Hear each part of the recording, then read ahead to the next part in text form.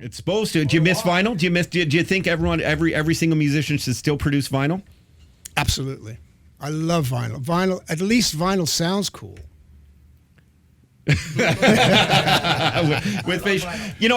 There's so many questions, Eddie Kramer, that I want to ask you, but the truth is we have some amazing musicians that I work with every day, and I would be remiss, I would be an asshole actually if I didn't give them the opportunity to ask. Jeff, do you have you must be in complete all right now. No, he wants to ask you a question. I just want Eddie Kramer, the Jeff Willingham works with me every day. He dedicates so much of his time. This guy's one of the best guitarists in all of Canada, and please, Jeff, take it away. As long as it's not about my personal life, you're cool, dude. So then I got nothing, Todd. Okay. First of all, it's an honor, pleasure to meet you. I've been listening to work you've done for a long, long time, and you've made me do this and keep chasing this for a while. So thank you very much for all your work.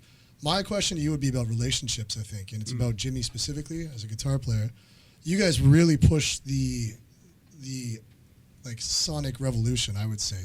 And in the time that you guys were producing your music, I still put on a Zeppelin or a Hendrix album, and it sounds relevant today comparatively to all the other music that was coming out in that time that sounds quite dated. So when you guys were doing all your basically tinkering with pedals and sounds and all those sort of things, I just kind of would like to hear you speak on that. Were you in the room all the time? Were you kind of the mad scientist? Were Jimmy developing those wah sounds, those reverbs, those oscillation, all that sort of stuff? Because it's so dope to me, man. So the deal is that when you're dealing with a man like Hendrix, we revere him, and he's the top, he's the genius, he's the man, the maverick, the guy who we all get inspired with. When he walked in the room for the very first time for me to work with him, I have to tell you a quick story, can I? Yeah. All right, I get this phone call. I'm sitting in the control room at Olympic Studios in January of 1967, and the studio manager, who's this very, very lovely English lady, who had the most beautiful, she was gorgeous, stockings with this perfect seam down the back, but she ran that studio with an iron fist.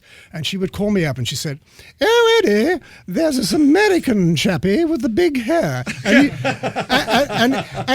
And you do all that very weird shit anyway, so why don't you do him?" The weird shit. That's how I got to work. That's how I got to meet Jimi Hendrix. So, it's well. And was he in control of it all? Was that? So let me tell you. So he comes in the studio, and this is literally the first time.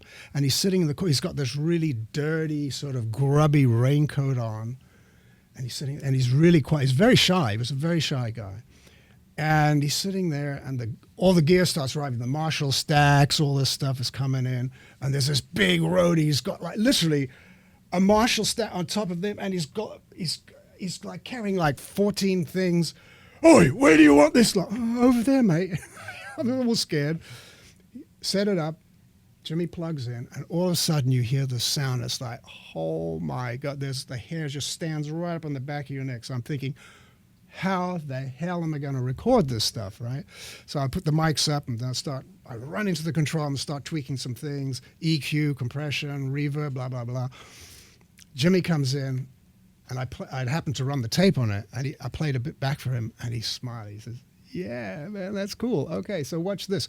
He runs out in the studio, and he gets his pedals, and he's trying different things, and he says, "All right, check this out." So we started this game. "Okay, you can do that? Well, let me just see if I can top you, you bastard. All right, well, let me try it. All right. Guitar horse. And then it was a game to see who could top the next person, and it was so great because he inspired me.